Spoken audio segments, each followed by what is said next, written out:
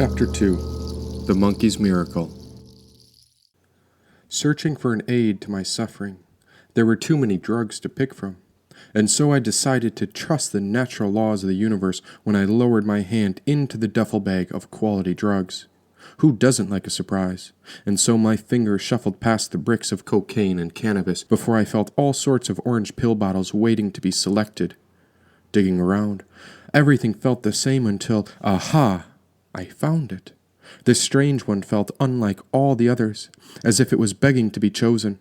Pulling it free from the bag of debauchery, a lone fortune cookie was waiting in my hand. Ripping off the plastic, I separated the cookie in half where a fortune stated, "Before the beginning of great brilliance, there must be chaos." Quite fitting, but how did it know? Gazing ahead, I watched the overwhelming blaze roar as fire devoured the entire pyramid, burning from the inside out. Standing on the edge of the forest, I watched people pour out of the exits, sliding down the sleek sides, cascading into the dirt, while our entire community watched in horror. I couldn't believe it.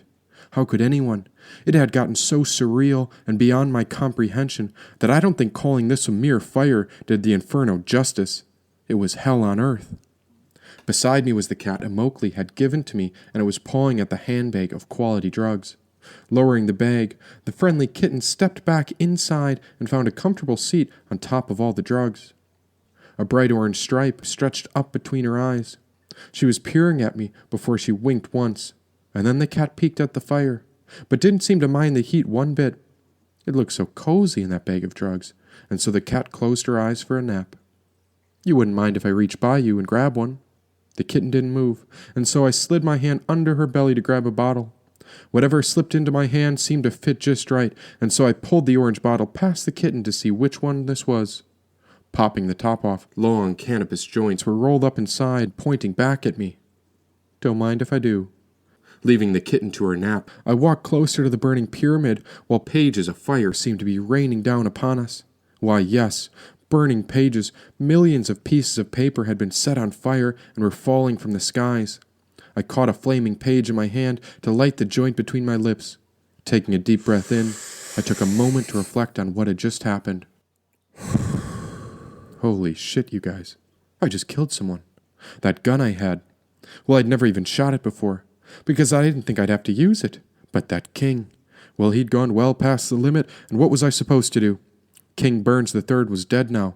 I could still see the bullet exploding through his head, but my goodness, who would dare set the whole pyramid on fire? My eyes looked back. You ought to relax a bit like that kitten. Just one cool cat.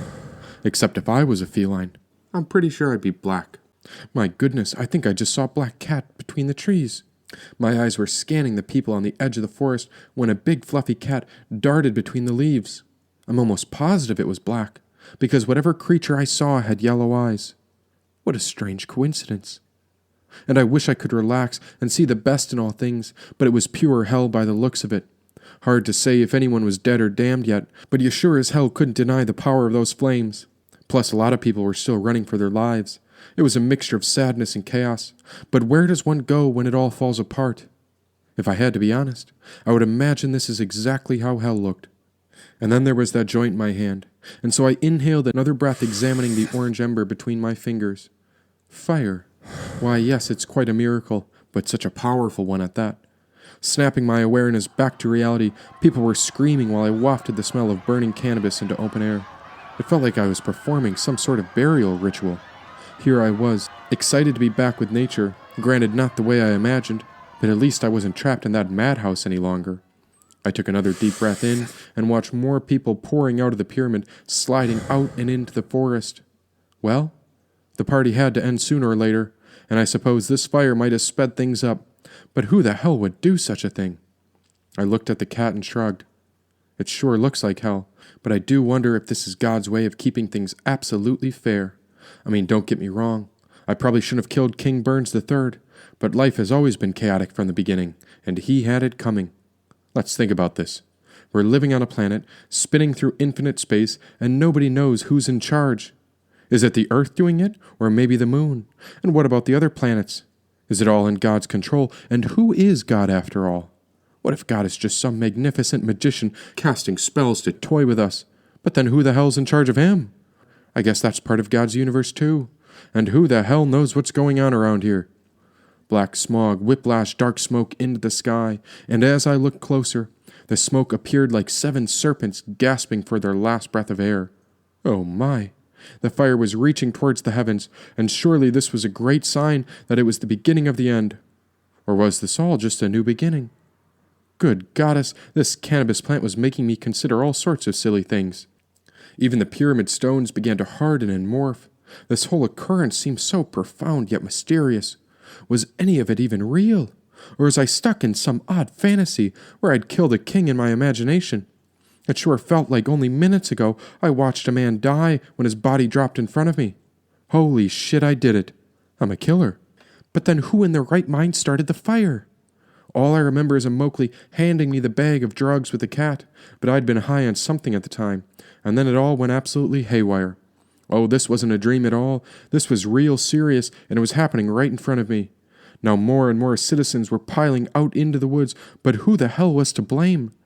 Now the group of half-naked whores, the same girls from the king's poker game, were following me as I tried to evade them, but we all looked the exact same. All of us were dressed in tiny tops, thongs, or short skirts at best. We were the king's special secret, and today we were exposed in the open forest for everyone to see.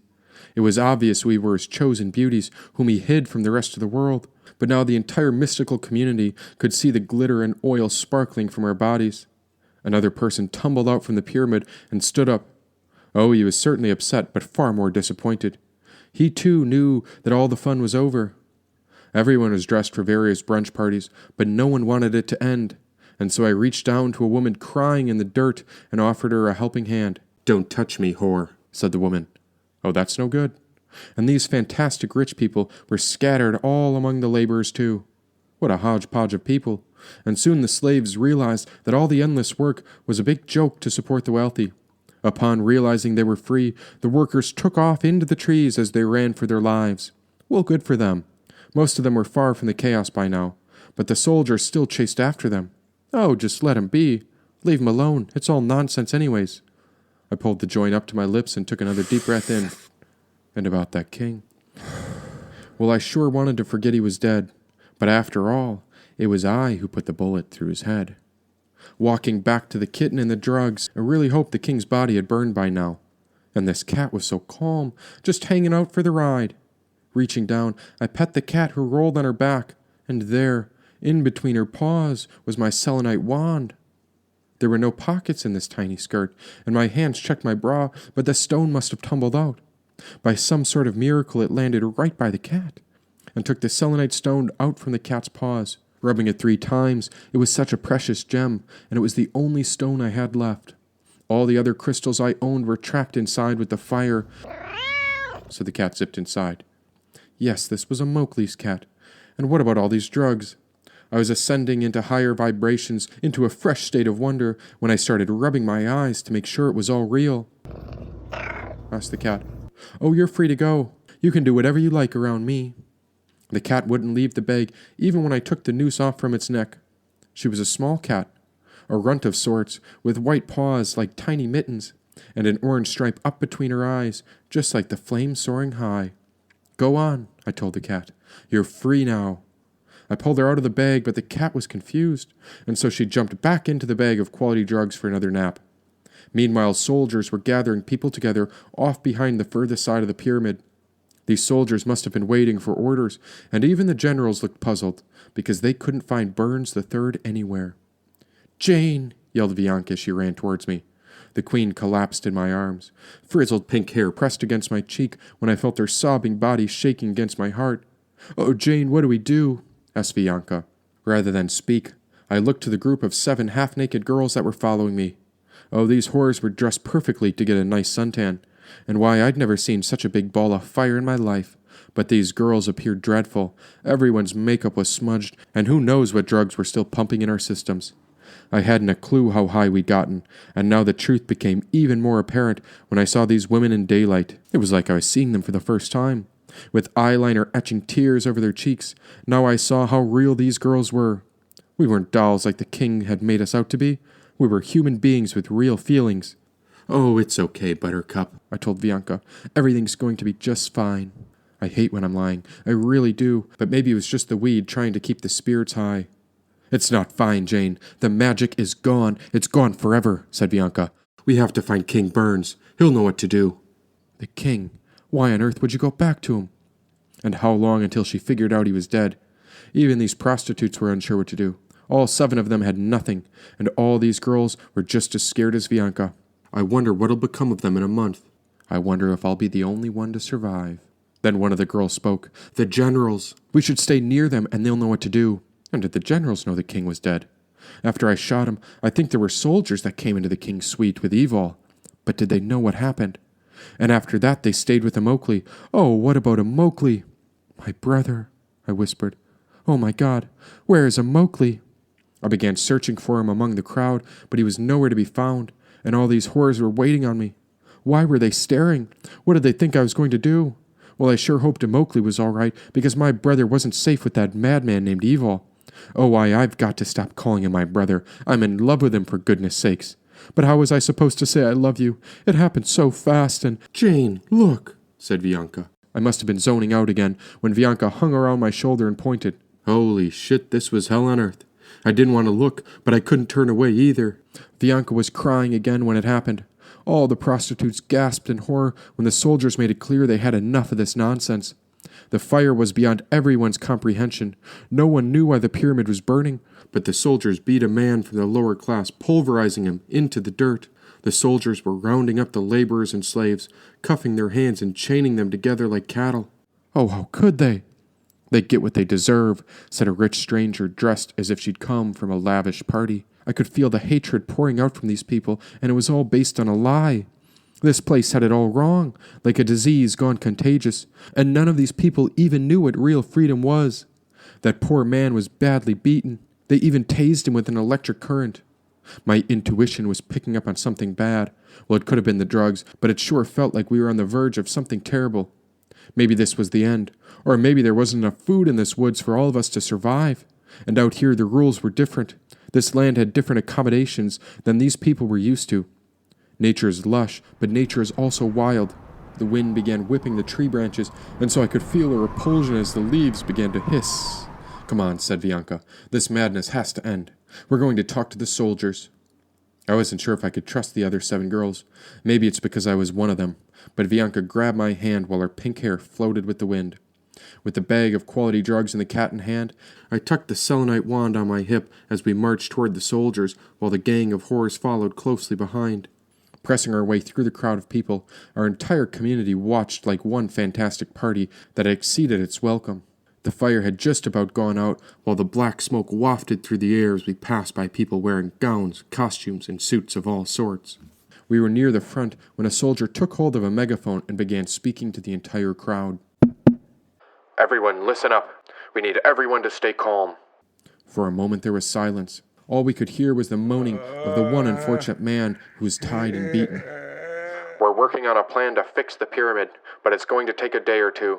The soldier paused. "Here's our plan in the meantime. All the laborers will be assigned to cut down trees and gather wood. If anyone disobeys, you'll end up like him." The soldier pointed to the man who was not moving with bloodstains across his face. "We'll be camping outdoors for the next 2 nights until the pyramid's power is restored." "Bullshit," yelled the man from the crowd. "My status got me to the 22nd level. I'm going back to my room right this moment." More and more people were yelling at the soldier, who stood atop the mound of boxes with miscellaneous supplies that had survived the fire. "This fire looks to be out, so we're sending our fellow comrades inside to do an evaluation on the pyramid's health, and—" The soldier paused. "And what?" said a citizen. "And so far, the levels are no longer there. It's all stone. All the rooms seem to be empty, and it's all—" He paused again, looking down at the other soldiers who shrugged their shoulders back at him. "What is it?" yelled the man in the crowd. "It seems to be gone. We haven't found anything yet. No doors, no food, no wine, and no more of anything." "How? That's impossible. And I'm not camping out here in the wild. I'm going back inside at once," yelled the woman. She pushed through the crowd toward the entrance and began walking into the pyramid's main entrance. What was once a door was now an inner chute that was smooth like the exterior walls. Pawing like an awkward creature, she tried to ascend inward, but her feet kept sliding out from under her as she fell back into the dirt. Leaning forward, her hands tried clawing up again, as if she was climbing a mountain, but it seemed impossible to go within. "It's only temporary. We're working on a solution, but we're going to need everyone to remain calm for the time being. We've spoken to the king, and he's deciding how we'll fix this. The king said it should only last a day or two because—" "He's lying," I whispered to Bianca. "It's all a lie. Where is he? Where's the king?" a man in the crowd yelled. Whispers and rumbles coasted through the crowd while I peered at the other horrors. The crowd had gotten denser, and everyone who was relinquished into the forest was closing in on us. "Yes, the king. We're waiting on his orders before we make any critical decisions, but for now—" The soldier's voice continued when I heard a door open somewhere on top of the pyramid. Looking up, I tugged on Bianca's arm as it happened. In shock and disbelief, I watched the body of a bearded man tumbling down the sleek side while a blood-stained streak mirrored his path as the dead body began picking up speed. "And the king has promised to restore all cosmic order to the pyramid. After all, only a king can bring the magic back, and that'll get things running again," said the soldier. Not a moment later before a giant thud landed beside the pyramid's entrance. Soldiers ran to the body, but it was lying face down in front of the crowd. The soldiers turned over the man's body while the entire community watched. A bullet hole was bleeding out through his face. "King Burns III is dead," a man exclaimed. The crowd gasped. Cries of hysteria echoed through the land as movement and panic jostled between the mobs of people. My eyes shifted to the scandalous women beside me when I motioned to the forest. These were the only women whom I'd met. They were the only ones who I had a chance of trusting. And so they followed my lead as we slipped back through the crowd. Everyone else was pressing forward, eager to see the king's face when— "Stop!" yelled the soldier. "Horrors over there! Stop moving!" We froze at the edge of the forest when I heard the entire crowd turn to face us, while the sun glistened off the oil and dirt stuck to our exposed skin. "Surely you were close to the king. Did you see what happened?" The soldier spoke into the megaphone. "Why are you retreating? Come back, girls. I order it." Again, there wasn't a word. "Grab him," yelled the soldier. Men far larger than us took hold of the girls and I before bringing us back to face the community. Standing in front of everyone, a soldier uncovered his gun and held it by his side. "What do you know? Did you see who did this?" he asked. "Oh my God, he's gone," cried Bianca. "Someone murdered him." She was losing it, hysteria mixed with anger as she cried, clinging to her father and husband. "And who is responsible for this murder?" asked the soldier. "An unhappy wife, maybe." Bianca was unstable, fuming with anger and sorrow, but unable to respond. "And who's responsible for that?" I pointed to the poor man who'd been beaten into the dirt. "You'll be next if you're not careful," the soldier added. "Now somebody better tell me what happened." The soldier waited. He was staring at our bodies more than our eyes. "There was a card game," I spoke aloud. "When it ended, we left." "So you were with him? And who else was at this game, I wonder? Was it just you horrors, or were the prostitutes alone to murder their king?" asked the soldier. He stepped forward before his hand raised my chin. "The generals were there," I added. I was pointing at the man named General Mo. He was the king's right-hand man, and his eyes peered at me with disgust. "It was a brief meeting," said General Mo. "There was a disagreement between the king and an extractor named Jack, but when we left, the king was still alive." The soldier was rubbing his chin while his fellow comrades began attending to the king's body. "I see," said the soldier. "And all these prostitutes were there?" "They were," added General Mo. "But that one, the whore with the funny skirt, Jane never got in the elevator with us." He was pointing one fat finger in my direction. Mo was an old man, well past his prime, and his mind was flickering like a light bulb that was ready to give out at any moment. He was the king's puppet, and anything the king ordered, Mo carried it out. Now the soldier motioned to his comrades, who raised a gun to my head. The other girls stepped away in horror, while the crowd spread apart on all sides. Within seconds of my brain exploding, I realized that this was the same way I murdered the king, and so I swallowed my breath when I felt the pistol press against my temple. "Holy shit, is karma real?" "Why'd you stay back with the king?" asked the soldier. I was out of words. How could anyone think of a lie when reaching into my skirt, I took hold of the only stone I had left. Rubbing the selenite wand, I began to pray with all my heart. "Oh, please, God, don't let him do it. I promise I'll change my ways. Please, God, I'll do anything if I don't have to die today." I felt Bianca beside me. She grabbed my arm when I felt an electric sensation vibrate through me. Goosebumps ran across my skin as I looked down the barrel. "Speak up," yelled the soldier. As if I was shimmering, something seemed to be pulling me out of my body. Then out of the corner of my eye, I saw a monkey on a tree. Such a strange sight, and it was wearing a plaid blanket around its body. And now the monkey was waving. It was reaching under the plaid blanket to reveal a yellow banana before launching it our way. Fearing my own death, I stood perfectly still while the banana smacked the soldier in the face. "Who threw it?" The soldier screamed and turned behind him, but there were only the comrades and the monkey way up in the tree. A second later, a black cat dashed out from the forest and jumped in front of me. It hissed at the soldier, but this man didn't care for the black cat. Rather, he took a step back and turned around to find where the banana had come from. Bewilderment, pure confusion lingered as not a single person understood how the monkey was wearing the blanket or why he'd thrown the banana. The strange monkey put his hands up over his eyes, then over his mouth, and then he held his hands over his ears. Now the preacher emerged from the crowd with his hand upright in a religious mudra. "No more violence," the preacher proclaimed. His shaved head was glowing under the sunlight like a halo when Bianca let go of my arm, but the skin continued echoing with goosebumps. The preacher took another step forward as the sunlight illuminated him even more. Such warmth was coming through the trees, and was it he? Had the preacher summoned this monkey? And the cat? What a strange time to find a black cat. "Jane was with me," said the preacher. "I was there when the king was killed."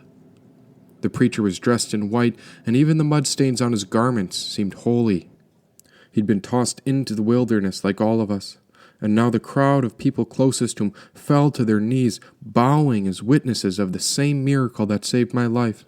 We were all in awe of him, but the soldiers were more confused by this monkey wrapped in the plaid blanket. That monkey was just waiting, content, and watching. "What did you see?" asked the soldier. "I saw everything," said the preacher. Something spectacular was happening. It felt as if I was hanging above my body, watching this scene unfold, and all that mattered was that the gun was no longer pressed against my head. I felt a sense of lightness lingering through my skin, as if I'd stepped out of the human form, or as if an electric blanket was draped over me. No more killing, and no more lying. The violence must end if the pyramid's power is to be restored, said the preacher. I was there when he was murdered, and it wasn't a woman who brought down the king. The preacher glanced at Bianca and offered her a hand to help. "I'm sorry, my dear. Bianca, this must be so hard. But I saw the man who murdered the king," said the preacher. "Then who?" asked the soldier. "Was it the one-eyed Jack?" interrupted General Mo. "It must have been the phony extractor in black." Whispers began to spread before the preacher continued. When Jane and I entered the room, we were simply going back to check on him. And that was just before we watched the king die. I remember how the one-eyed Jack was alone with him, and it all started from a card game that went awry. I'd only heard rumors about that one-eyed Jack, but he's like a rogue sorcerer. And that extractor beat the king for a large sum when the rest of us were ordered to leave. But once Jane and I came back, why, the one-eyed Jack had King Burns III pressed on his knees. That's when I heard the bullet go off as the king dropped dead. I was still in awe of that mysterious banana that had been chucked from the monkey. All of us had no choice but to listen to the preacher in white when General Mo came forward and grabbed the soldier's gun. "Justice," yelled Mo. "I'm going to find the one-eyed Jack, and we'll give him justice." Now the preacher was looking down at the king, while the soldier kept his eyes firm on him. "Then that's the truth?" asked the soldier. "Now tell me, if you are one of God's men, do you have the cities? You know, do you have the magical powers like Ditto? Surely a preacher can summon the energy to restart the pyramid." "Oh, I'm afraid not. I only consult with the spirit. We'll need time and purity to restart the power. So as long as there are no more murders, no more hatred or violence, then we have hope to get things on track. We should make a sincere offering to God. Then we have a chance to bring the pyramid back," said the preacher. The general seemed uneasy, much like the soldiers. "Fine, but we have to find the one-eyed Jack in the meantime," said General Mo. "We should focus on building shelter together. Unchain these workers. All the men and women of this forest should be free. All beings should be able to make their own choices. That is the way of nature, after all. And once we are in union with the land, we'll be aligned with God, and then we'll have a good chance to restore the pyramid's power. We're all in this together," said the preacher. "Are you some sort of phony magician? Trying to con us, are you? Think you can make all the rules?" asked a soldier. A glowing ray of light illuminated the preacher's shaved head before he spoke. "I am a man of God's love. I wish peace for all his people. Now promise this community will be safe from violence. Promise them you will put down your guns," said the preacher. General Mo came face to face with the preacher. You pray to God and yet you have no powers. You walk around like you alone are God's holy man. But who said you are in charge? Did God? Because out here, you listen to me. Now the king is dead, and I am the closest in command, and everyone will obey my orders. Once we find that Jack, I'm going to settle this. All the slaves stay chained. They work for me now, said General Mo. There was a pause when the wind whispered through the trees. That monkey was nodding his head as if he was chatting with the breeze. "You are not the highest in command," said Bianca with a tear stretching down her eye. "I am the queen, and these are my people. They are free to choose who they obey." The general was biting his teeth before he spoke to the crowd. Bullshit! The people will never listen to a woman. They will obey me, and I'm not releasing our laborers. I am the reason we will survive. We're going to find the one-eyed Jack, and whoever finds him will be rewarded. Find the one-eyed Jack, and I will make him pay, yelled the general to the crowd. Looking to the preacher, he winked at me out of the corner of his eyes and grabbed hold of Bianca's hand as he led us through the crowd away from the masses. Only after we were into the outskirts of the forest did I find the courage to speak. "You lied." "A lie?" asked the preacher. "Not quite. I told them how I saw someone with a man's body kill the king. Was I wrong?" His eyes didn't look at me, but rather he stayed focused on the path ahead. Did anyone else know what I was hiding under this skirt? "And you," said the preacher, "you've got some explaining to do, Bianca." All the king's prostitutes were following us through the trees. It was silent until the preacher turned to face Bianca. "I didn't know you worked with the spirit. I wish to pay my respects to the woman responsible for today's miracle." "How did you call upon that monkey?" asked the preacher. "The monkey?" She paused. "That wasn't me, or I don't think I did it. I just—" "Not you. Then who?" said the preacher.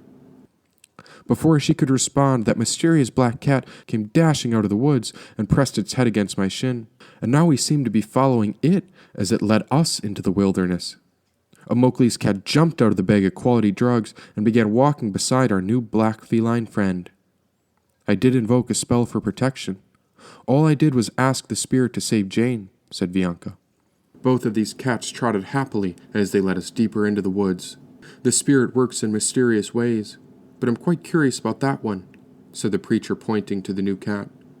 When a black cat appears during a time like that, well, it tends to be the work of a witch. I noted what he was getting at. Why, yes, that's true. And a cat with long black hair. Well, it seems familiar. Have I seen you in a dream?